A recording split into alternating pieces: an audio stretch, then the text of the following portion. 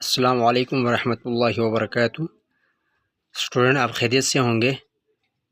آج ہمارا یہ سبق نمبر 10 چل رہا ہے۔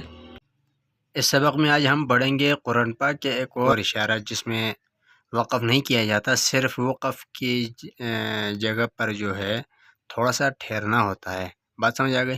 جیسے کہ وَاعْفُ عَنَّا وَاغْفِرْ لَنَا وَارْحَمْنَا أَنْتَ مَوْلَانَا، تو اس میں آپ لوگ دیکھ سکتے ہیں یہ چھوٹا سا وقفہ لکھا ہوا آتا ہے۔